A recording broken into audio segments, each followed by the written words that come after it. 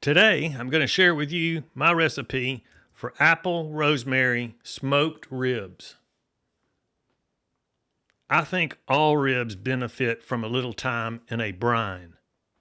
A brine is a salty solution used to tenderize tougher cuts of meat. Today, we're going to make a gallon of brine to cover 2 racks of ribs. So, we'll start with 2 quarts of water, 4 fresh sprigs of rosemary, some brown sugar, and an important ingredient in all brines, salt. A 2-to-1 mixture, salt to sugar. So for a gallon, half a cup of salt, 1 cup of sugar, 1 teaspoon of pepper, and now our first chance for an apple, we're going to add 1 cup of apple juice to the brine. So all of these ingredients get put together in a pot and boiled for 3 minutes. We'll add ice later to cool it. So let's go over it again.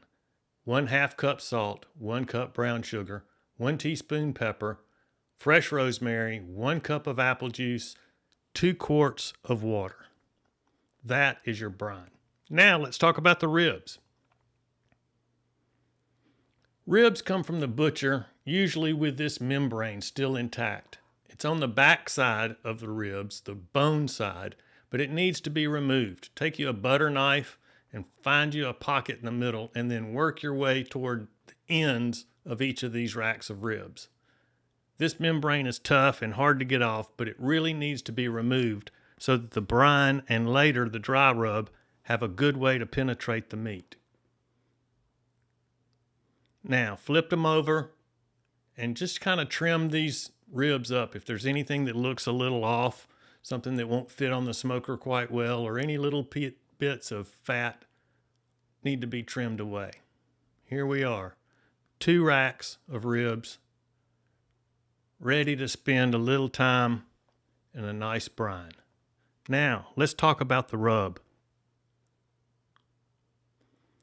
We're going to take a tablespoon of fresh rosemary and add to these other dry ingredients to make a flavorful dry rub. Then, for an extra taste of smoke, we're going to take these soaked chunks of apple wood and add them to the coals of the fire. This will make a really nice apple smoked flavor. So here's your dry rub ingredients. Starting with the cup of sugar, add all of the dry ingredients into a bowl. Take these ingredients and combine them vigorously. I use a fork to try and mash up as many of the bumps of brown sugar as possible. So go to town. Mix this up well. Now, there we go. Now you're starting to get a rub. Now, our ribs have been swimming for 24 hours in this brine. We've taken them out. We've rinsed them off and dried them off. And now we're going to lay them back down again, bone side up. 2 nice trimmed up racks of ribs. So now what we want to do is take our dry rub and spoon it generously over this side of the ribs. Be generous with this, as this is a tougher side of the ribs and requires a little bit of extra love. So put a generous amount of rub and then make sure that you rub it in very, very well. Some people use a prepared mustard to help these spices stick, but I find if you brine them, it works very, very well. So spoon on some extra spice, rub it down really good, flip them over to the meat side up, and then we're going to do the same thing. We're going to take the rest of that dry rub and spoon it generously over the meaty side of the rack of ribs. Cover them generously at this time. Really rub it in. Both racks on the front side should take up almost all of the rest, if not all the rest of the rub. And then rub it in really good. This is where the flavor profile really begins to build. So spend a little time massaging this into the sides of the meat all around. That's where the flavor comes from. The more you rub, the more flavorful these ribs will be. There we go. Now, rubbed in very well. Now you have beautiful racks of ribs ready for the party. They can be covered in aluminum foil, and they can be left out for up to an hour and refrigerated for up to 4 hours. I just set them to the side a little bit, let them sit at room temperature while I go and work on the next part of the flavor profile, the smoke. I like to use a really hardwood charcoal, and I have a very large ceramic smoker. But really, you can use any kind of grill that you want. You just want it to be able to maintain a low temperature of around 225 degrees. We've put on our applewood chunks and the smoke's starting to roll. So now we put these 2 racks of ribs right onto the grill. There we go. Now, ribs.